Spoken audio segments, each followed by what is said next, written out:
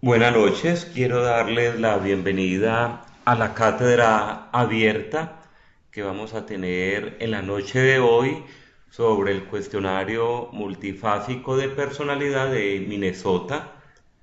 Nos acompaña el doctor Pedro Garzón, él es psicólogo clínico con doctorado en neurociencias cognitivas aplicadas y tenemos el gusto de tenerlo esta noche entre nosotros.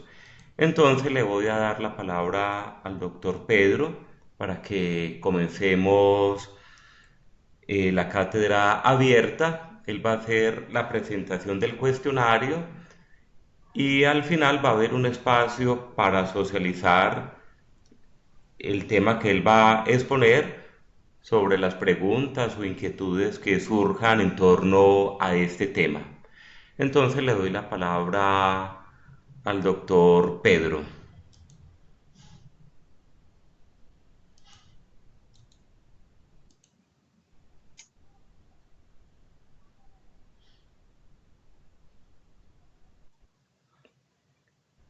Aló, ¿me oye? Sí, te escuchamos, Pedro. Aló, ahí me están oyendo. ¿Sí? Sí, te escuchamos. Bueno, perfecto.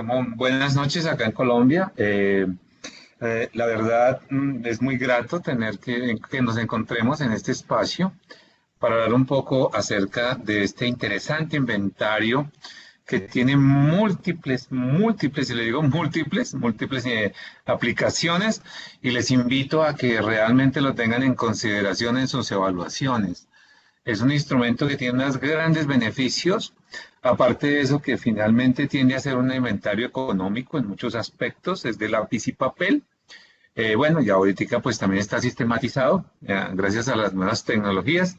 Y entonces los invito un poquitico a que disfruten un poco este espacio, que va a ser un poco más aplicativo. ¿Sí? Yo pienso que la teoría la pueden ustedes adquirir leyendo, que ustedes la pueden ver ahí en la web, van a ver mucha información, esto no es ningún secreto, pero sí la parte aplicativa es lo que me interesa también transmitirle. Bueno, espero todos me estén escuchando y todo ande muy bien allí. Estamos bien, ¿verdad? Sí, ¿Hola? Ok, muy bien. Eh, una de las cosas importantes que quiero decirles con respecto al inventario multifásico de personalidad es que permite hacer varias evaluaciones y llevar varios rastreos, sobre todo, no tanto de la personalidad, aunque inicialmente fue concebido como la parte de personalidad, es más aplicado hacia la parte de lo que llamaríamos detectar cuadros clínicos y yo oriento más hacia la salud mental de manera un poco general. ¿Eso qué significa? Esto significa que nosotros podemos determinar si la tendencia de un paciente puede llegar a ser psicótica o no. Y esto ya es algo importante. O la tendencia de un paciente es a ser neurótico. Recuerden un poquitico esas características que hemos tenido muchas veces, en donde hablamos de lo psicótico como un cuadro clínico con dificultades en el procesamiento de información, ya con algunos síntomas negativos positivos y todo aquello que caracteriza el área específica que tiene que ver ya con la salud mental y más directamente con la psiquiatría. Entonces, la aplicación va por ahí. Otro elemento importante que quiero que consideren el inventario multifásico de la personalidad MMPI2 es que lo encontramos también validado en la población española y en nuestros contextos nos sirve muchísimo también. Y esa versión nos ayuda bastante a detectar, como les cuento, estos tipos de cuadros clínicos que muchas veces se vuelven altamente patológicos. En el ámbito jurídico se utiliza mucho para poder determinar si un paciente está haciendo algo como el fingimiento, ¿no? Muchos pacientes comienzan a fingir enfermedades o alteraciones que por alguna razón el abogado desea saber qué tan cierto es y qué tan cierto no es. Como tiene una alta confiabilidad y una alta validez, eso nos ayuda enormemente en el beneficio. Otro beneficio general que me parece a mí, y yo no sé ustedes como psicólogos allá en formación, de pronto han visto, sirve para la formulación de casos clínicos. Es decir, el beneficio es saber si algunos de los elementos que yo considero en mi cabeza como hipótesis de mi paciente podrían ser de alguna manera objetivizados. Al objetivizarlos con el inventario multifásico de la personalidad, nos permite darle mayor valía, mayor validez, perdóname, a nuestras intervenciones clínicas. Aparte de eso, que dadas algunas circunstancias que los pacientes se involucren, así sean en comportamientos de tipo antisocial o algunas alteraciones o enfermedades que tengan que ver con psicosis o aspectos altamente incapacitantes, también nos va a dar muchas luces. Bueno, hasta ahí soy claro. Sí, ok, Sí, ok, muy bien, sí, muy bien. Sigamos. Un nombre original, allí lo encuentran ustedes. Recuerden que esto fue hecho para la Segunda Guerra Mundial cuando tenían tantas dificultades con personas en combate y personas que tenían algunas dificultades, digamos, de nivel de enfermedad mental y después fue adaptado en España por allá para este año que ustedes alcanzan a ver aquí en la presentación. Y es algo que quiero que consideren porque resulta que ya tenemos ese inventario, o lo tenemos ya de tiempo atrás en habla hispana. La aplicación va a ser para, discúlpeme, la aplicación va a ser para personas entre 60, perdón, para personas entre 19 y 65 años y más o menos la duración está entre 60 a 90 minutos.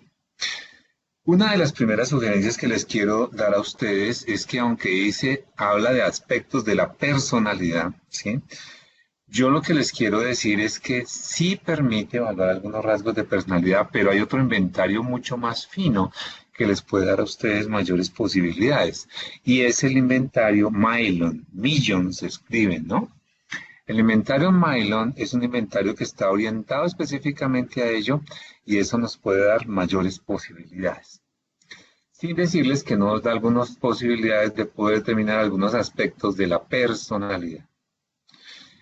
También les cuento que tiene, digamos, cuatro grupos de escalas, unas básicas, y ahí en esas básicas vamos a mirar cómo podemos encontrar un cuadro psicótico, no, que podemos encontrar allí en enfermedad mental y cuáles alteraciones podemos discriminar. Algunas alteraciones, perdón, algunas escalas de contenido que son, digamos, subescalas que se agregaron. Inicialmente el MMPI, el básico, el original de 1940, fue un cuestionario que solamente permitía discriminar las variables básicas como esquizofrenia y otras más. Pero este inventario MPI-2 nos trae un enriquecimiento enorme, enorme, de varias subescalas. Y eso es lo importante, ¿no? Entonces, mire que nos habla de escalas de contenido y escalas suplementarias. Entonces, tenemos, recuerden, perdón, un poquito de disfonía. Tenemos escalas básicas, escalas de contenido y suplementarias. Van a encontrar ustedes que las escalas de contenido se parecen mucho a las suplementarias y es ratificando en algún momento en la alteración comportamental que las personas tienen. Si hablamos de personalidad, yo quiero decirles que yo me adhiero un poquitico a definiciones anteriores, tal vez del DSM-4, DSM-3, en donde hablamos de creencias, pensamientos y actitudes que tienen las personas que se vuelven muy rígidas y se pueden determinantes en las personas cuando ya en la etapa adulta las mantienen.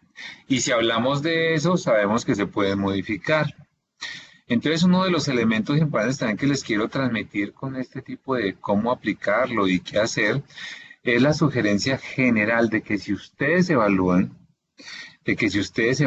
por favor están, digámoslo, si me lo pueden ver así, no lo quiero ver tan dogmático, pero sí en la obligación de dar una retroalimentación al paciente y preguntarle si específicamente eso es lo que le pasa al paciente. O sea que tenemos la responsabilidad de evaluar y al evaluar comentar al paciente. Es importantísimo y obviamente generar un informe de esta información. Entonces no nos quedemos solo con evaluar, por favor, porque a veces no tiene sentido solo evaluar y de pronto emitir un concepto y se acabó. yo creo que la persona que nos paga una evaluación de estas o está sujeta a la evaluación debe tener como mínimo la posibilidad de decir, venga, vamos a, quiero entender qué pasa, por favor explíqueme qué fue lo que usted encontró, doctor.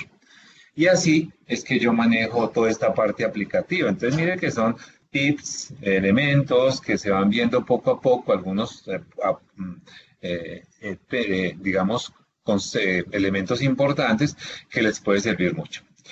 Lo otro es que hay un grupo también de validez y de otras escalas adicionales que ustedes ya luego van a ver, pero la validez es muy importante porque eso lo podemos ver desde la parte de lo que llamaríamos las escalas, la prueba como tal. Entonces, esto es como partecita de la historia de lo que es el MMPI-2 y sigue siendo un inventario válido, sigue siendo un inventario con alta validez y obviamente dentro de todos los parámetros de pruebas que tenemos una prueba muy, muy interesante con respecto a eso.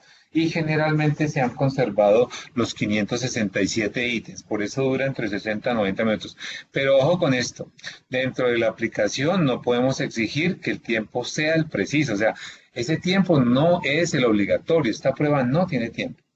Eso quiero que lo consideren porque es muy importante también dentro de lo que llamaríamos características generales, aplicación. Ya sabemos que el paciente, pues obviamente su celular, pues tiene que tenerlo en silencio. Todo lo que ustedes podrían saber con respecto a la aplicación.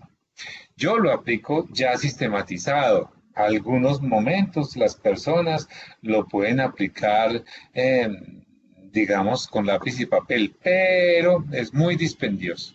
Entonces la sugerencia es que si lo van a adquirir, que lo vende TEA Ediciones, por favor consíganlo sistematizado porque les va a ahorrar mucho tiempo, muchísimo tiempo. Yo recuerdo haber calificado un MMPI original perdón, inicial del original, que le llamamos ahí el inicial, y les cuento que me demoré bastante en calificarlo, más o menos unas 2 horas, entonces les sugiero que lo consigan sistematizado.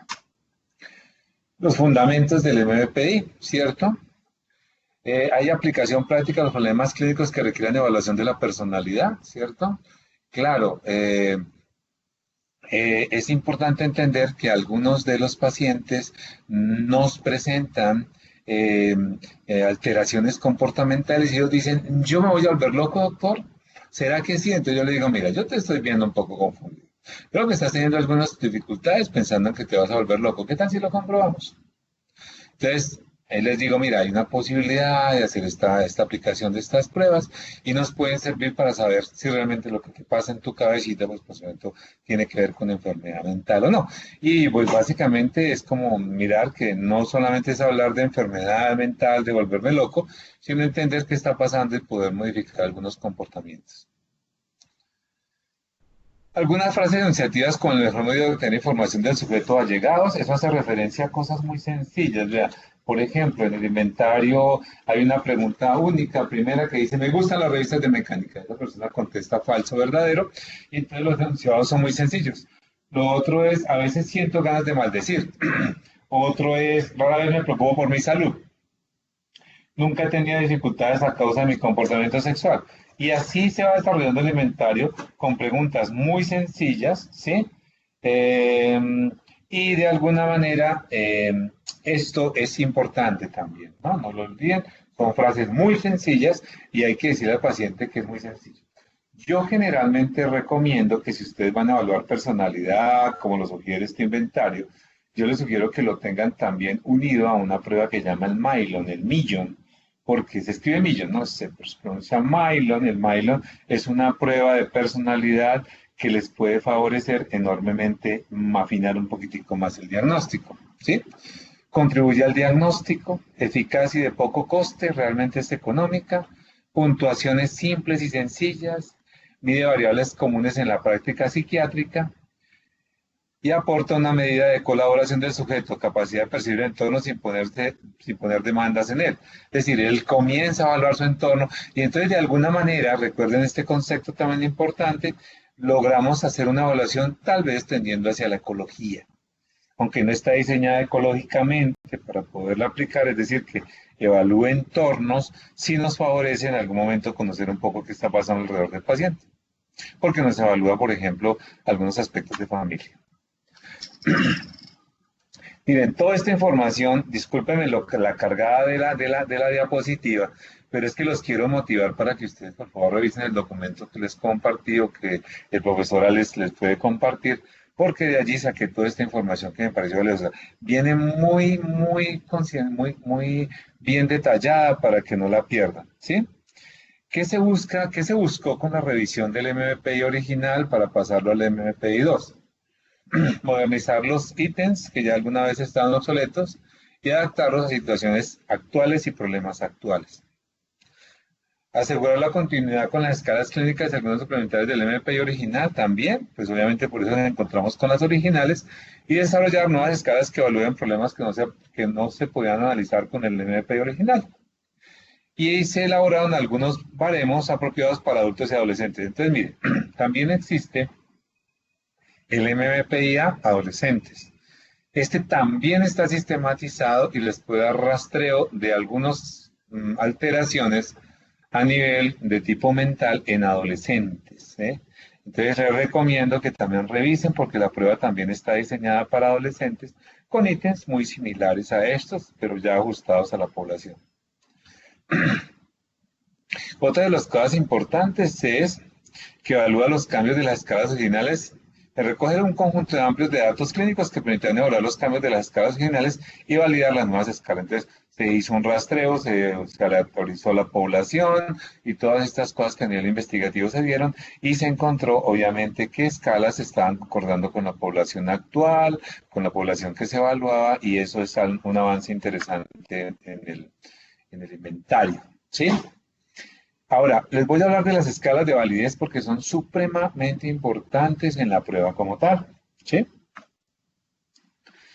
Las escalas de validez son importantes porque esas escalas, de alguna manera, les van a permitir a ustedes entender si la prueba se puede calificar, si no se puede calificar, etc. Yo no soy una persona experta en la psicometría, pero conozco obviamente el inventario porque lo manejaban algunas cosas. Así que si algunas preguntas obviamente salen de mi comprensión o de mi capacidad de entender el inventario, pues lo remitimos a un libro muy interesante que luego finalmente lo recomiendo. Luego las escalas clínicas de contenido y suplementario. Entonces tenemos escalas de validez, que es las que vamos a ver a continuación, ¿cierto? Miren. Las escalas de validez es muy importante tener en cuenta esto que se llama interrogantes. Cuando ustedes apliquen la escala, ustedes se van a dar cuenta que existe una escala que se llama, una parte de la escala que se llama interrogantes. ¿Qué es lo importante de ella? Ahorita lo miramos en otra diapositiva. Pues lo importante es que ustedes le tienen que sugerir al paciente que por favor trate de no dejar ninguna escala en blanco, porque a veces ellos tienen a hacerlo porque no saben qué contestar, y que por favor al final de la jornada, si tienen alguna escala en blanco, algún ítem en blanco, disculpen, no escala sino ítem, por favor que se lo digan a ustedes para que ustedes puedan darle a entender al paciente o hacerle entender de qué trata la pregunta. Generalmente en mi práctica me ha pasado que los interrogantes que ellos dejan, los dejan porque no comprenden la pregunta. Entonces uno se la lee con ellos, les explica de qué trata y deja que ellos contesten según su criterio. Otro elemento importante es, miren, vayan anotando este tipo de elementos importantes porque estos no se los van a decir a ustedes muchas veces cuando se trate a veces de la psicometría. Digamos que yo les trato de transmitir un poquitico lo que es mi experiencia clínica, aunque obviamente sí dicen, por favor, deje el mínimo de interrogantes porque la prueba es inválida, pero lo importante es que entiendan cómo puedo yo solucionar ese impasse. Y me ha pasado con muchos pacientes, entonces tienen que estar al ladito ahí, posiblemente diciéndole, mira, ¿cómo vas? Oye, ¿qué pasa? Porque esta prueba cansa un poquito porque son muchos ítems. Mi sugerencia cuando ustedes evalúen un paciente, debido a que es una prueba bastante elevada, es que por favor ustedes acudan a estar ahí al ladito, a motivar al paciente, a tener un auxiliar de pruebas que les diga, no, ¿cómo vas? Oye, ¿qué pasa? Porque este tipo de pruebas requiere un poquitico de motivación también. La L de mentira es otra escala de validez que nos va a decir hasta qué punto el paciente ha sido coherente con las cosas y de pronto el paciente nos está ocultando. Pero recuerden una cosa es que yo les hable de las escalas de validez, todas estas, y otra cosa es que una sola diga cosas, una sola no dice cosas. Esto es un contexto, por favor. No vayan a pensar que si la L de mentira le salió elevada, entonces el paciente es un mentiroso, no porque es un juicio de valor. No podemos hacer eso, solo que es una escala específica para ver qué está pasando con respecto a la prueba. La incoherencia es que, miren, muchos de los ítems los pacientes van a decir, ay, pero eso me lo preguntaron antes. Ah, pero yo me acuerdo que lo vi antes. Claro, recuerden que esa es una forma de dar confiabilidad a la prueba, pero les voy a decir que tengan muy presente, por favor, que esta escala de incoherencia muchas veces tampoco solita dice las cosas, hay que relacionarla con estas dos para que podamos decir, ver si el perfil de alguna manera se puede calificar. La incoherencia es porque el paciente no se acuerda que calificó al comienzo de la prueba, porque salió la misma pregunta, y pues él muchas veces tiende a devolverse. Entonces, por favor, se le sugiere que el paciente no se vuelva, sino siga contestando. El factor corrector nos permite de alguna manera darle mayor sentido estadístico a la prueba y darle mayor confiabilidad porque nos corrige, nos sube o nos baja algunos de estos dos perfiles y eso nos ayuda un poco a darle mayor objetividad. Esto que ven a ustedes acá que se llama FB posterior, TRIN, inconsistencias de respuesta verdadera e inconsistencias de respuestas variables, es otras subescalas que tienen que ver con la confiabilidad. No quiero aburrirlos con esto. Esto no es una cuestión esta no es una charla estadística, ¿ok? Entonces no me voy a retener en decirles, mire, FB posterior fue encontrado con tal en tantas personas, significa tales cosas. Lo único que le estoy diciendo es que esta prueba es tan bonita, es tan buena, es una prueba para aplicar que le da a ustedes la posibilidad de saber hasta dónde realmente el paciente puede haber falseado la prueba. Recuerden que uno de los sesgos que nosotros tenemos ahí que romper es el hecho de que el paciente se comporte tal y como quiere el experimentador o el evaluador. Y ese sesgo se rompe cuando en algún momento logramos este tipo de evaluaciones. Entonces, ténganlos muy presentes, por favor, porque sí les voy a pedir que de manera clara, ética y adecuada, por favor, lo revisen. No es evaluar por evaluar, es tener la capacidad de saber y discriminar con otras cosas más de la historia clínica, etcétera, si estos resultados son válidos, si realmente lo son o no, y estas escalas les van a permitir encontrar ese tipo de objetividad. Miren ahorita, sí, miren. Quiero que se concentren en esto porque así fue que fue concebido el inventario inicial.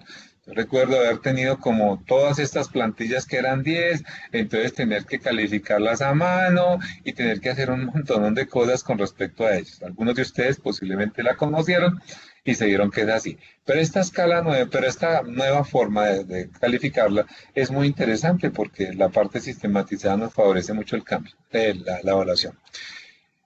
La primera escala que habla es de hipocondría o hipocondriasis y se describe como HS. Esta escala mide algunas alteraciones cuando el paciente tiene tendencia a la hipocondriasis, pero sobre todo, miren esto que yo he encontrado en mis pacientes. Muchos de mis pacientes tienen hipocondriasis y entran en un cuadro de tendencia de tristeza y entran en un cuadro de tendencia de esto que se llama cicastenia, que tiene que ver más con desorden obsesivo compulsivo. ¿A qué les llevo yo a ustedes? A que muchos de los pacientes que tienen tendencia a hipocondriasis elevada, que es una calificación de 65, ya les muestro en una prueba aplicada a mis pacientes, tienen la tendencia a tener elevados niveles de depresión y elevados tendencia a la cicastenia. Esto en conceptos clínicos quiere decir que el paciente rumia enormemente sobre sus enfermedades, puede tender hacia la tristeza por la rumiación y posiblemente tiene pensamientos obsesivos de todas estas cosas que le pasan. Entonces miren el inventario cómo se comporta de una manera interesante porque les puede favorecer a ustedes entender por qué un estado emocional se da y es una explicación que es interesante darle al paciente. Otro elemento importante que pasa tiene que ver con pacientes con histeria de conversión. Recuerden que hay veces en que el paciente por muchas razones pierde el control, se desregula emocionalmente y posiblemente es un paciente que tenga cuadros que uno dice, ah, bueno, esto es psicótico, esto para dónde va, hacia dónde se orienta, y podemos tener un paciente con la histeria de conversión característica y descrita en algunos manuales de patología. La desviación psicopática generalmente está acompañada, como ustedes lo saben, de rompimiento con las normas, de conductas antisociales, de dificultades que tiene el muchacho de adaptarse al contexto, bueno, etcétera. Ese tipo de comportamientos también los arroja, discúlpeme, ese tipo de comportamientos también los arroja el MPI-2. Masculinidad, femeninidad. Mira, aquí hay una cosa interesante para que ustedes lo miren.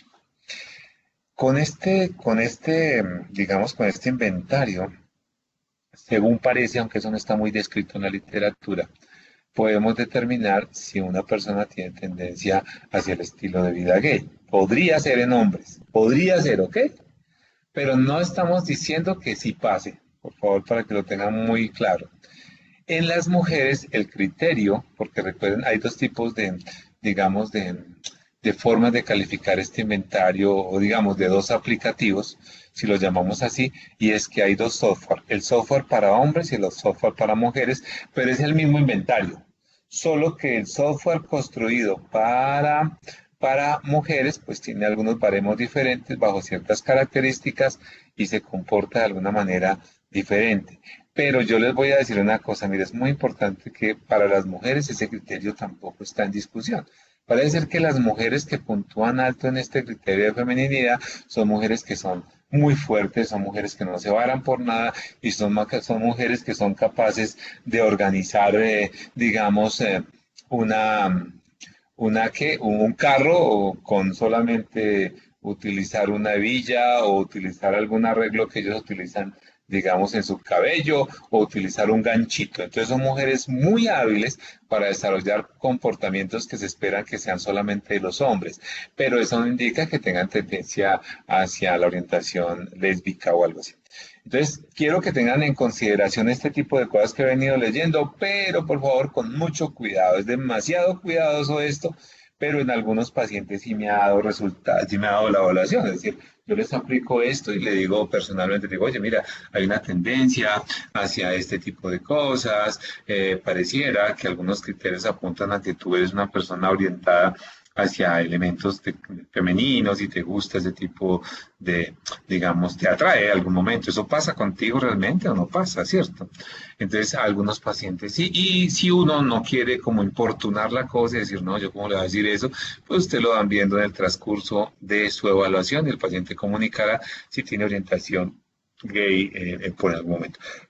Ojo, porque esto puede llegar a estigmatizar personas y eso tampoco es así, porque no sabemos realmente si esos estudios son válidos y si algunas cosas son ciertas. Los pacientes también se portan paranoides y hay una tendencia hacia la paranoia, otra tendencia es hacia el desorden obsesivo compulsivo, como les contaba. Hay otro criterio hacia la esquizofrenia porque evalúa, digamos, síntomas positivos y negativos. Y un criterio hacia la hipomanía con alguna tendencia, obviamente, hacia el trastorno afectivo bipolar. Pero es hipomanía como tal, ¿no?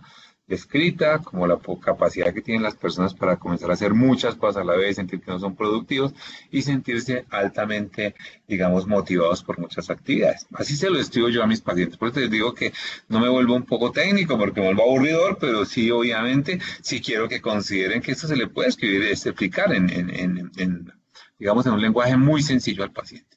Y la tendencia a la introversión social, me he encontrado con mis pacientes que ellos tienen mucha tendencia a tener bajas habilidades sociales. Entonces, miren el inventario cómo se comporta, yo lo oriento hacia la parte comportamental, cognitivo y etcétera, que tiene que ver con pensamientos y creencias, pero des en cuenta que este mismo inventario nos va a favorecer muchas cosas. Bajo estas características se ideó un índice que se llama el índice Goldberg. Luego más abajito lo van a ver. Y el índice Goldberg me puede decir a mí si efectivamente los pacientes tienen tendencia a psicosis o a neurosis. El hecho de que yo comience a ver los puntajes ahorita lo miramos en una prueba, ustedes van a encontrar cómo podemos discriminar si un paciente tiene tendencia hacia lo psicótico o no. Eso es un truquito que es interesante dentro de esta prueba y ese índice es muy confiable, la verdad. Luego les explico cómo es. Miren las escalas de contenido, son escalas que son altamente interesantes para ustedes que quieren intervenir en los pacientes. Esa escala, miren la escala de miedos, ¿sí? Temores de los pacientes que tienes y esto nos puede ayudar mucho a saber qué pasa con el paciente, tendencia a la obsesividad, a depresión, preocupaciones por la salud, pensamiento extravagante que está muy relacionado con la parte de esquizofrenia allí y la obsesividad y la depresión con tendencia hacia la depresión. La ansiedad también la evalúa el inventario, la tendencia a la hostilidad. Yo he visto en pacientes que están altamente depresivos o tienen tendencia a la depresión, una tendencia fuerte a la hostilidad. Entonces son pacientes que se muestran con diálogos internos de ellos mismos o hacia otros que se vuelven altamente negativos, ¿sí? Y eso es algo que hay que mirar. La tendencia al cinismo es una tendencia más característica de personas que tienen esos chistes sarcásticos que la gente hace, ¿no? Y que hace que el otro se sienta un poco maluco. O esa persona que uno dice, es que este me sabe decir las cosas tan malucas y me pone mal. Esas tendencias están evaluadas acá. Los comportamientos antisociales también, el comportamiento tipo A. Miren, esto es importante porque el comportamiento tipo A está asociado a problemas cardíacos y el comportamiento tipo A está asociado a muchos elementos de acelere, de estar haciendo las cosas muy elevados. Muchas veces podemos confundir este comportamiento tipo A con tendencias hacia lo que llamaríamos hipomanía.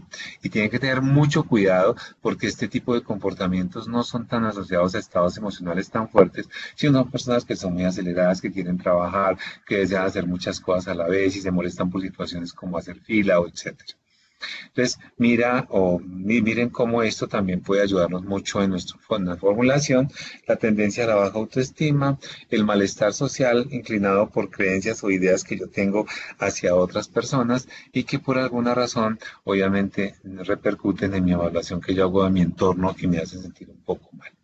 Los problemas laborales, familiares, perdón, también los evalúa, la interferencia laboral, o sea, la capacidad que yo tengo de trabajar en equipo, y este criterio quiero llamarle la atención, porque este criterio es supremamente importante, se llaman indicadores negativos de tratamiento. Si un paciente por encima de 65 en el puntaje T nos da o por encima de 60, este paciente tiene una muy baja adherencia al tratamiento. Y eso tienen que discutirlo con su paciente y hacérselo ver, por favor, porque posiblemente ustedes dicen, bueno, voy a consistirle, yo sé que el paciente quiere hacerlo, además vino solo la evaluación, no se confíen en eso. Es muy importante que ustedes discutan con su paciente si él realmente está pensando que ustedes no son tan viables en su tratamiento, que ningún profesional les va a ayudar y ellos definitivamente terminan abortando el proceso o saliéndose del proceso. Entonces miren que el inventario es tan generoso que les da la posibilidad también a ustedes de entender, claro, miren, ya sabemos que este paciente tiene baja adherencia al tratamiento, quiero hablar con él y decirle que eso salió para que él haga conciencia de que posiblemente por eso sabotea los procesos. Aparte de que hay que explicarle a un paciente que, bueno, desde la perspectiva cognitivo-comportamental, es un paciente que posiblemente logre un cambio rápido en las 3 o cuarta sesión. Entonces, todo eso es amarrado un poquitico a la adherencia al tratamiento. Entonces, miren cómo todos estos elementos que estamos viendo acá nos llevan a entender que el inventario es mucho más complejo. Mire, aquí les quiero hablar un poquitico de las escalas de validez y sus puntajes, ¿sí ves? El puntaje directo de un paciente que tiene, por ejemplo, 30 ítems que dejó de contestar, mira acá interrogantes, ¿cierto? Invalidan el perfil, o sea, ya ustedes no pueden hacer ahí nada si el paciente dejó de contestar 30 ítems, ¿sí? Puede pasar todas estas cosas, pero entonces, ¿de quién depende? ¿De quién es la dificultad? ¿Del paciente o definitivamente del evaluador? El problema es del evaluador, que no tuvo la capacidad de estar presente con la persona del inventario. Así que no dejen solo al paciente, porque si no él se va a confundir.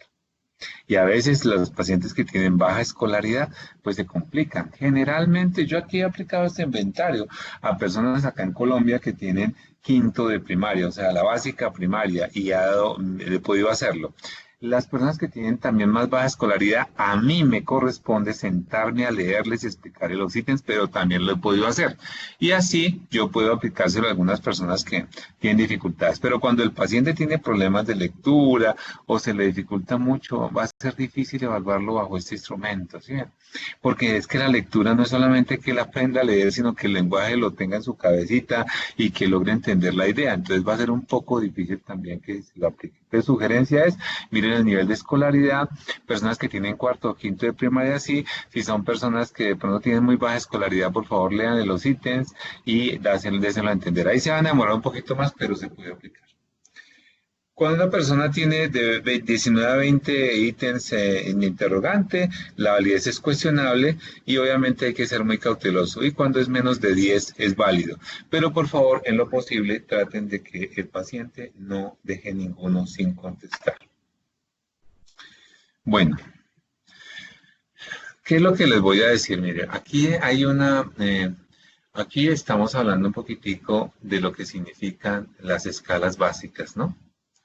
Las puntuaciones que vemos son las puntuaciones T de la prueba y las vemos en estas escalas que son todas las básicas que les enseñé al comienzo, ¿cierto? Esto nos dice qué tanto desajuste tiene a nivel de salud mental y personal del individuo.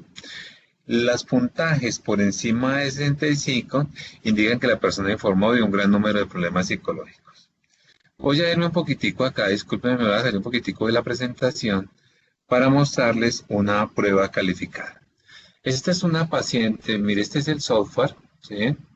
De aquí sale la información. Aquí tiene pues obviamente la información básica del cliente, por supuesto por confidencialidad no la tenemos ahí, ¿cierto? Miren acá, por favor, ¿sí ven? Esto es aquí donde el paciente deposita las pruebas, las respuestas, ¿sí ven? Aquí el paciente deposita las respuestas, ahí las encuentran. Esto no se lo puedo a ustedes, obviamente, por supuesto, compartir, pero sí la presentación no tengo ningún problema. Aquí ustedes encuentran las escalas ya calificadas y aquí una serie de interpretaciones. Esas interpretaciones son muy vagas. Yo les sugiero que se lean un libro que está en la bibliografía, que está en español y que les puede servir muchísimo a ustedes para que miren qué pasa. Entonces, miren, respuestas. Tenemos aquí el informe, el cual vamos a detallar. Cuando yo les hablo de la diapositiva anterior, ¿cierto? Les estoy hablando de esto. A ver, yo les muestro acá. Cuando les estoy hablando de esto acá, no le hablo toda la diapositiva para poder ver la otra. Y cuando les estoy diciendo que las escalas que son básicas, que me determinan una enfermedad mental, están acá y están por encima de 65, se refiere a lo siguiente. Miren la L de mentira, ¿sí? Que está por 56. ¿Listo? Y dio un puntaje de 6. Y aquí ustedes encuentran la escala de incoherencia y está por 68. Podría decirse, bueno, como está por encima de 65, miren, ¿sí? Entonces, claro, es que hay mucha incoherencia. Puede ser que sí. Pero se ideó un índice que se llama el índice Gaud, ¿sí? El índice Gaud es un índice que nos dice que el paciente tiene una tendencia a que el puntaje realmente sea válido, ¿sí? Aquí es válido por los interrogantes, ¿listo? Si yo hago una resta de esta puntuación directa con esta puntuación acá que encuentran acá, me va a dar una calificación específica. Me va a decir que esa calificación específica, al restarla, me va a dar un resultado específico. ¿Listo? Esto me va a dar 9 en calificación restando restando estos dos. Perdón, discúlpeme, restando estos dos, discúlpeme, estoy aquí equivocando una cosa. El índice es F menos K, discúlpeme, F menos K. Ese es el índice CAUD. Entonces, yo coloco a F, le resto esto, y esto obviamente me da un puntaje específico que tiene que ver con que me da 3. Al darme 3 es una prueba que yo puedo calificar según el índice. Ya se los explico más adelante, pero es para que ustedes vayan viendo ahí. Espero no confundirlos, vamos con calma, pero lo que les quiero decir es que nosotros tenemos que tener en cuenta todos estos criterios para calificar al paciente, pero sobre todo este de acá, estos que ven ustedes acá que llaman las puntuaciones típicas, nos va a permitir a nosotros entender si el paciente demuestra o nos está comentando que tiene diversidad de problemas. Vamos uno por uno. Entonces, miren pues, lo que pasa aquí en este caso, entonces ya les estoy hablando un poquitico del índice Gauge, que es un índice que nos permite comenzar a entender qué pasa con nuestro paciente y si realmente es válido, como dice acá, porque tiene 0 interrogantes, pero es válido porque la podemos calificar. Ya miramos un poquitico los índices. A eso quería yo llevarlos un poquitico para que entendieran lo de esa diapositiva y para que entendieran que muchos de esos criterios son elevados. Mire, si ustedes se dan cuenta, el de depresión está en el tope, digámoslo. Histeria de conversión está también acá, desviación psicopática también, masculinidad no, paranoia, que es lo que estamos viendo, sí está elevado, psicastenia, tendencia al desorden obsesivo compulsivo está elevado, esquizofrenia está elevado, hipomanía e introversión. Pero miren que estos ítems no son tan elevados y luego ya les explico qué está pasando. Miren, voy a entrar a explicarle índices y voy a estarle explicando un poquitico a qué corresponde cada uno de estos. Concentrémonos acá, ¿ok? Ojalá ustedes puedan escribir esto en algún momento, en algún lápiz, ahí si tienen un lápiz, si tienen una hojita y un lápiz para que escriban esto. El índice Goldberg, ¿sí? Índice Goldberg. El índice Goldberg está de esta forma determinado, miren. Está determinado así, son una serie de sumas y restas que se hacen de las escalas, pero de las puntuaciones típicas. Esto es para determinar si un paciente tiene tendencia a la psicosis o a la neurosis y podrá yo tener más claridad si lo remito al psiquiatra o no, etc. Pero miren, estos índices de acá, este índice de acá corresponde a lo siguiente. Mire, la fórmula dice lo siguiente para que la vayan copiando. L, ¿sí? O sea, estamos hablando de que vamos a coger la escala de L, ¿sí? O sea, esta, L, que es 56, ¿sí? Vayan cambiando, digamos, puntuaciones. L, 56, ¿sí? Coloquen la 56 más PA, que es paranoia, y tomamos acá 65, entonces 56 más 65, más SC, que es esquizofrenia, o sea, 70. ¿Sí ven? Este índice, siempre son las puntuaciones típicas. Menos, ¿sí?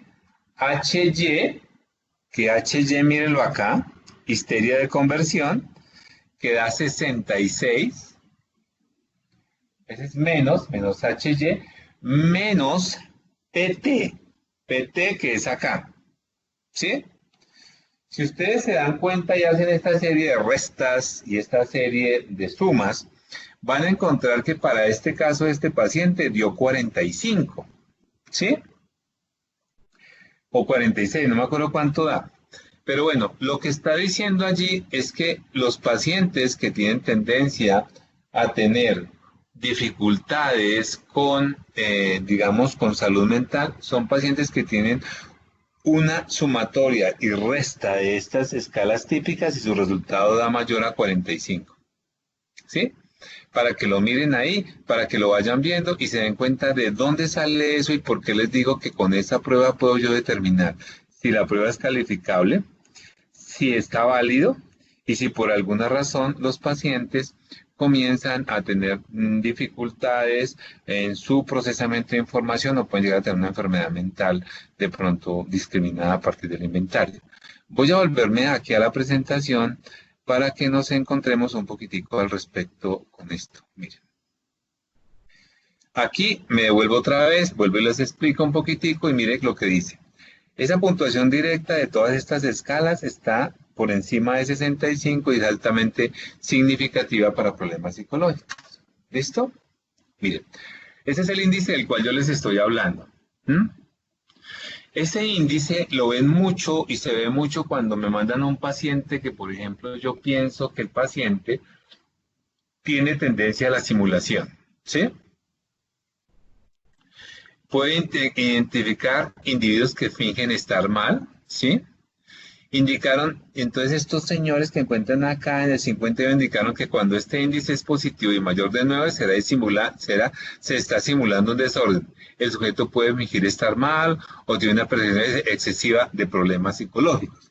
Entonces, mira, puede sentirse que de alguna manera el paciente está mal, o puede tener una tendencia a que definitivamente el paciente está fingiendo, y eso ustedes tienen que corroborarlo con otros datos, ¿no? Datos de los familiares, datos de otras pruebas que ustedes le apliquen, etcétera, ¿no? Alex, vamos bien de tiempo, por favor, me dices cuánto tiempo tenemos, por favor. Alex, Hola Pedro. ¿cuánto tiempo tenemos Tenemos todavía? todavía otros 15 minutos. Ok, entonces miren, recuerden, nuestra prueba tiene un índice GOAT, que nuevamente se lo repito y mire de dónde sale. ¿De dónde sale ese índice? De restar F menos K, pero de la puntuación directa. Esto es muy estadístico y por eso es interesante el inventario. Eso nos permite eso. Y para hallar el índice Goldberg, que es un índice que nos indica si hay tendencia a la enfermedad mental, tomamos esto y restamos según las escalas que yo les dije ahí, ¿sí? Las escalas que les estoy comentando. Sigamos acá entonces y volvamos acá. ¿Listo? Entonces tenemos esta tendencia del índice GOAT, pero obviamente también nos sirve para este tipo de casos. Entonces cuando le envían a usted un paciente y le dice, mire, yo necesito saber si este señor es un simulador o no, porque resulta que quiere su proceso pensional o de jubilarse para toda la vida y nos está de pronto simulando. Este es un criterio interesante para que lo tengan en consideración, y estudios sobre esto hay, ustedes lo encuentran en la internet. Algunas personas como este señor K. Algunas personas, como este señor Carlson, señala que una puntuación de 11 o mayor produce una identificación más precisa. Entonces tenemos una puntuación 11, ya es una persona que puede tener dificultades. Siempre que de alguna manera F sea mayor que K, se puede considerar la posibilidad de que se haya fingido estar mal. Cuanto mayor sea la diferencia, mayor es la probabilidad de que sea así. Está bien esta parte, pero quiero que consideren siempre esta resta. F menos K nos va a dar la posibilidad de que el paciente esté fingiendo o no. Este índice que les estoy contando habla del índice Goldberg. Este índice nos permite discriminar pacientes neuróticos de psicóticos. ¿Cómo se calcula? Como ya les estoy diciendo, en la diapositiva ustedes lo van a tener las puntuaciones T de L más PA más SC menos TCY menos T, y el resultado es mayor de 45, sugiere un perfil psicótico. Algunos pacientes, como el caso de esta paciente que fluctúa y da entre 45 aproximadamente, puede dar un poquito más, que no me acuerdo bien si me dio más, yo discriminé y me di cuenta que la paciente tenía más tendencia hacia una paciente con personalidad de tipo esquizotípica, que recuerden que está acompañado de ideas extrañas y un poquitico bizarras, más hacia la tendencia de ahí que más hacia la tendencia de tipo psicótica, como decir que tenía esquizofrenia. Y acá ustedes pueden encontrar en algún momento, ya visualizándolo mejor, la literatura que yo les quiero comentar. Miren, aquí van a ver ustedes, este libro los considero es maravilloso, viene con la prueba, ustedes lo pueden encontrar y es claves para la evaluación con el MPI-2. Es excelente, es un libro más o menos denso en el sentido de que tiene bastante hojas y va a encontrar usted la forma de poder discriminar algunos criterios más avanzados sobre el MMPI-2. Yo les doy la información básica de cómo se discrimina eso. Ustedes ya investigan acá y aquí encuentran todo. Miren, muchachos, no tienen que ponerse a buscar muchas cosas complejas, no tienen que pagar tampoco un proceso en donde le enseñen a aplicar cuidadosamente este instrumento, sino por ahí pueden orientarse. Y algunos otros elementos que van a encontrar aquí de manual moderno, que ya son un poquitico más antiguos o más viejitos, y aquí algunas cosas que les pueden servir sobre referentes de personalidad. Pero aprovechando este espacio, voy a volverme un poquitico al perfil para no quedarnos quietos en algo, y es que miren todo lo que aparece en el sistematizado. Aparece de alguna manera más discriminado a este lado la confusión mental, ideas persecutorias donde los ítems fueron de alguna manera más finitos y más finos, como, perdón, más detallados. Encontramos ideas persecutorias de la paciente. Esta paciente tiene una tendencia a un cuadro de personalidad paranoide, más no una tendencia de tipo paranoide como enfermedad. Y tú dirás, ¿y cómo te la pillas?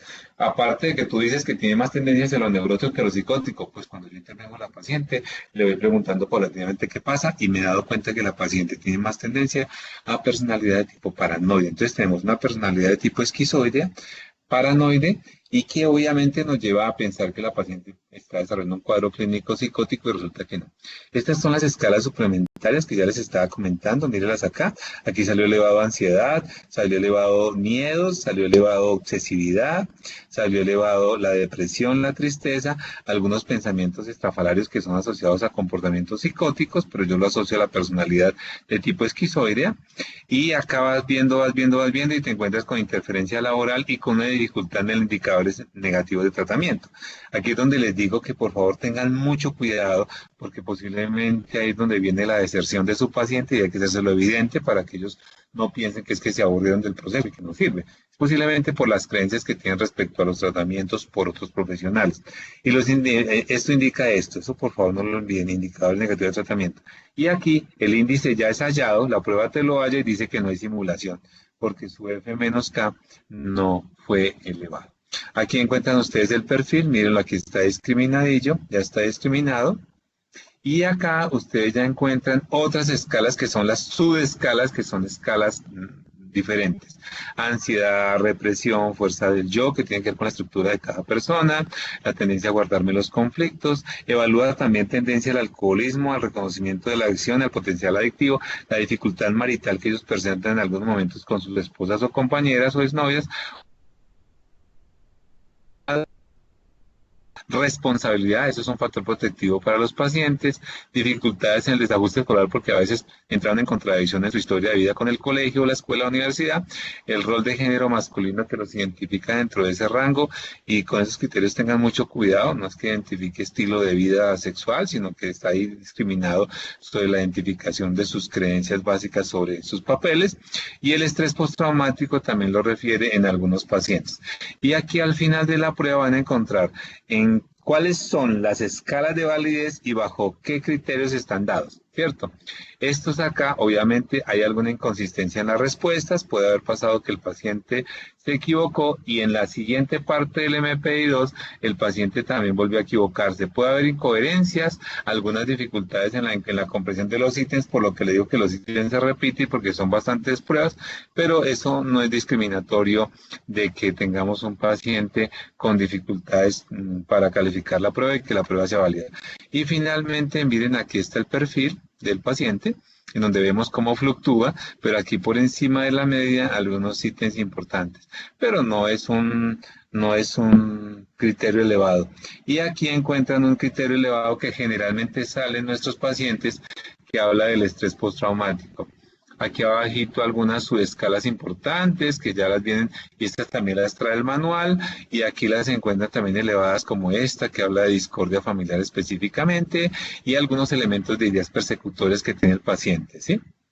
Y acá algunos elementos de alienación social porque discute con la sociedad o que definitivamente se le dificulta organizarse en sus ideas y tiene algunas dificultades para procesar su información y algunos otros elementos que van a encontrar ustedes acá, pero vean, no se sientan un poco perdidos en el hecho de que, bueno, pues nos explicó y entonces resulta que hay mucha información. No, los invito a que revisen este libro y ahí ustedes van a encontrar toda la información respecto a lo que significa,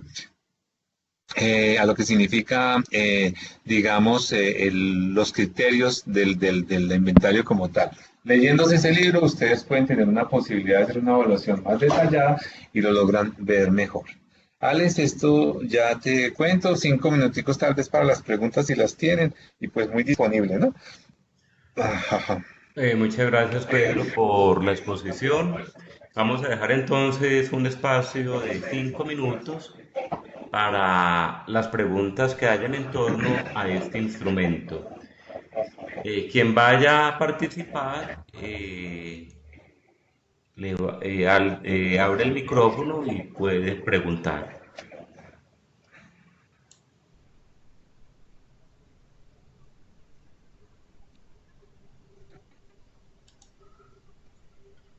Aló. Bueno, hay una pregunta. Encontramos la grabación de esta conferencia en el laboratorio. Sí, mañana se les enviará la grabación del encuentro para que puedan escuchar de nuevo la socialización de este instrumento. Preguntan Pedro que cómo se llama el libro que nos recomienda. Mira, ahí está. Yo no sé si todavía sigo compartiendo pantalla o no. Sí, todavía estás ¿Sí? compartiendo. Mira, este que está acá arriba, se dice Nichols Daniel S. 2002, claves para la evaluación con el MMPI 2. Es de TEA Ediciones S.A. Madrid. Pero yo no sé si lo consigan aparte o ese libro viene con la prueba. Como yo compré la prueba original, por supuesto viene con el libro, pero es posible que lo consigan solo, es posible. O es posible que ustedes lo puedan consultar con alguien que tenga el inventario. Pero cuando yo lo conseguí cuando compré el inventario completo. Hay otra pregunta, Pedro. Después de estos exámenes, ¿se recomiendan imágenes médicas para ver de dónde provienen los trastornos? Pues Pregunta mira, Ana María. Mira, Ana María, para estos casos, generalmente uno cuando ve que, por ejemplo, el índice de Goldberg es mayor a 45, que era el que yo les explicaba, ¿sí?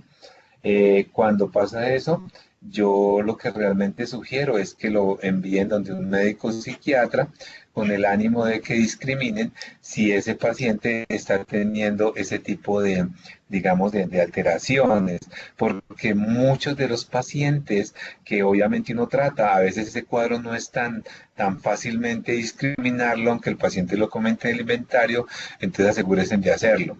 Para estos aspectos no sabría decirte en este momento qué cosas pueden verse, salvo que tú pidas una evaluación de pronto del psiquiatra o tú mires la historia clínica y encuentres información respecto a esto, ¿cierto? No correlacionan, a ver, aunque hay algunos correlatos con algunos de estos pacientes, pues podrías verlos con neuroimágenes y mirar si pacientes con esquizofrenia tienen algún correlato neuroanatómico o neurofisional.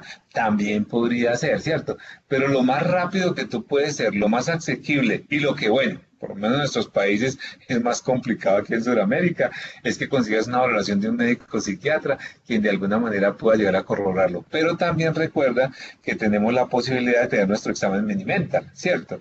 Y el examen mental nos puede determinar que es minimental, perdón, el examen mental te puede determinar qué es lo que está pasando con el paciente y si le haces las preguntas respectivas puedes encontrar alguna respuesta, ¿no? Ahí como espero haberte dado respuesta a lo que tú me comentas. Es por ahí por donde se orienta toda esta evaluación. Bueno, Buenas una noches, última yo tengo una pregunta. pregunta. Si logro conseguir el MMPI 1, ¿todavía es válido aplicarlo? No te pongas a eso. Mira, hay alguien por ahí que quería hablar, Alex, también estaba en el micrófono. Pero mira, yo te sugiero que no te metas con ello. ¿Por qué? Primero, porque ya en este momento, adiós ese instrumento, porque le faltan muchas escalas. Y además de eso, es muy complejo, es a veces, digamos, dispendioso de calificar y no te da la información respectiva, ¿cierto? Yo te sugiero que no lo hagas porque te vas a perder de una posibilidad de tener ser más finito en el instrumento, ser más claro, más objetivo, porque recuerda que cuando no evalúas lo que tienes que evaluar, el instrumento no lo hace completamente, la prueba queda un poquitico volando, ¿no? Mi sugerencia es que no, ¿sí? Sin decirte que no puede llegar a ser válido porque te doy las escalas específicas, pero no tiene sentido. Alex, ¿había alguien ahí Sí, está hablando de un posibilidad? estudiante iba a participar, lo puede hacer en ese momento activando el micrófono. Bueno, yo tengo la siguiente pregunta. En el caso concreto que estábamos analizando de la paciente, si hay una tendencia, se ve que hay una tendencia a la enfermedad mental con ese puntaje de 45.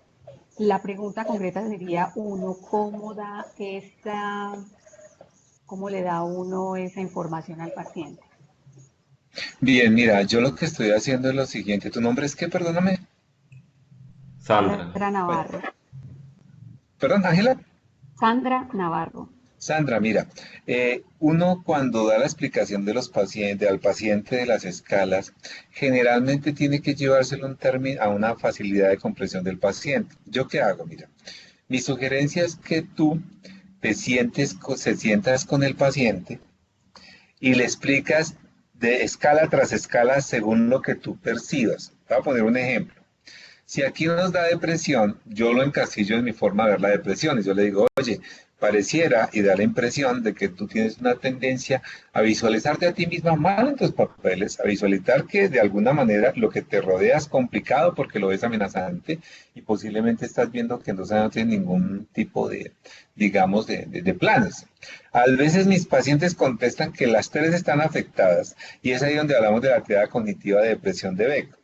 Cuando tú comienzas a preguntarle que si hay momentos en que pierdes el control en alguna situación y te dificulta volver otra vez al nivel de base, cuando por ejemplo rompe la norma, pero sobre todo acá, cuando ves que el paciente tiene tendencia a la paranoia y tiene tendencia hacia la esquizofrenia, como lo ves acá, le puedes preguntar que si tiene ideas recurrentes y perseverantes de que posiblemente la están persiguiendo o ideas recurrentes y perseverantes que son ideas que en tu cabeza aparecen, pero a veces no tienen sentido y que vienen de dentro, de afuera. Y que si esas ideas que vienen de dentro y de afuera te están comenzando a afectar y te están poniendo a estar muy mal. Ahí cuando ya le estás diciendo al paciente y cuando tú estás discriminando ese cuadro es cuando posiblemente estás diciéndole al paciente que tiene dificultades en su procesamiento de información. El hecho de que un médico te ponga a ti un diagnóstico como una esquizofrenia o te haga un diagnóstico, eso no es determinante porque existe el otro diagnóstico. Entonces, ahí es cuando tú dices, venga, como el índice medio elevado y tiene tendencia hacia la psicosis, yo lo voy a mandar del médico para que me lo regule, pero yo le voy a transmitir la idea de que tienes dificultades de procesamiento de información y tenemos que comenzar a trabajar en ello. Ah, que el doctor me dijo que yo tenía esquizofrenia, oh, terrible. Le dije, mira, la esquizofrenia es vista desde varios ámbitos. Tienes que entender que si hay dificultades en tu regulación de pensamiento, como tú lo haces, vamos a comenzar a intervenir en ello. Y ahí tú sabes que hay un elemento muy importante, Sandra, que es la terapia cognitiva, bajo algunos estudios de Aaron Beck, que ayuda a pacientes con tendencia psicótica. Esto es con el ánimo de que el paciente entienda que no es solamente que te pongan un rótulo, si te ponen un nombre, si te ponen un diagnóstico específico, él no es determinante, porque para eso el diagnóstico confluye en otras cosas. Y a eso tú sabes muy bien que se les llamó transdiagnóstico. Y David Barlow, que es una persona que está trabajando en ello, te puede dar elementos más interesantes para poderle comunicar al paciente que aunque tengas algunas dificultades con tu procesamiento de información, puedes cambiar. ¿Ves? Y ahí está el trabajo. Por eso es tan importante socializar los resultados, Sandra. ¿Ves? ¿Sí es? O sea, es muy importante tener esa capacidad de transmitirle al paciente estas cosas que están pasando. Claro que sí, me queda muy claro. Muchísimas gracias. Sandra, anímate, es un buen instrumento y en esa medida lo vas aplicando, claro que sí. Muy bien, esta última pregunta, ya para que vayamos cerrando, pregunta Kaylee, ¿el MMPI-2 solo viene sistematizado? Kaylee, la verdad, hasta donde yo tuve con el inventario esa posibilidad, sí, viene solamente sistematizado hasta ahora pues, por muchas cosas, ¿no? Porque el sistema te permite a ti correlacionar mejor los datos, porque en algún momento puedes encontrar que el inventario te da mayor información. Yo te digo que yo lo adquirí sistematizado, ¿verdad? Pero yo hasta donde sé, sí viene así. Pero por favor, yo quiero que tú entiendas que yo, yo hasta donde yo sé, sí, y eso se llaman usos, ¿sí? Es decir, los usos, ahora te explico. TEA y Deo esta prueba la tienen ya para ellos y ellos tienen la posibilidad de que el paciente llegue, califique en una hojita y tú llegas y lo pasas al software y lo colocas allí, ¿no? Y este software te procesa la información y de acuerdo a eso te da la información. Entonces, desafortunadamente para esta prueba, hasta donde yo lo conozco, ¿sí? O afortunadamente porque da mayor confiabilidad, tendrías que comprar los usos para que te dé la información básica. Entonces, te dejo con una duda, ¿sí? La duda que yo tengo es si realmente viene como lápiz y papel y se puede hacer. Esa es la primera duda. La segunda que yo tengo es que yo sé que se compran los usos y que los usos son como meter la información allí y esa información la mete y te la tabula. Y eso es algo que yo podría decirte hasta ahora. Me cogiste un poquitico fuera de base en ese sentido porque no sé si de pronto ese también viene con lápiz y papel y lo puedas hacer así. Pero sería muy dispendioso de todas formas porque mira, si nada más yo me gastaba 3 horas de evaluación en ese paciente haciendo el informe y todo, imagínate toda esta cantidad de variables evaluadas de esa manera. Sería muy complejo y además de eso sería bien dispendioso. Entonces, si quieres aplicarlo con lápiz y papel, te tocaría buscar las escalas básicas, ¿no? Pero no creo que realmente esté como lápiz y papel y lo puedas calificar con plantillas. La verdad no creo. Pero mira, de todas formas en la internet hay mucha información, ¿no? Te podemos, debo agregar. Voy a averiguar y averiguo también y te paso el dato con Alex para que tú lo tengas también y puedas de pronto tener más acceso a la pregunta más información a la pregunta que tú me haces, ¿sí? Más información. Pero hasta donde yo sé, creo que no. Gracias, Pedro. Quiero agradecerle a todos los estudiantes que han participado en esta cátedra abierta del Laboratorio Virtual de Psicología, a la profesora Edita que también nos acompañó y al doctor Pedro por habernos socializado este cuestionario tan interesante y de tanta utilidad en el campo clínico. La grabación se las estaré enviando por la herramienta Anuncios del Laboratorio de Psicología y en el foro Memoria va a estar colgada también la información. Muchas Sí, gracias por si la necesi- participación. Alex, si necesitan información, también hay información que he montado en mi página que es www.pedrogarzón.co y me encuentran en Instagram como pedro-garzón.vanegas. Ahí pueden encontrar también información interesante. Y Bueno, pues muchas también, gracias, si se Pedro. quieren agregar por Facebook, Pedro Agustín Garzón, @hotmail.com.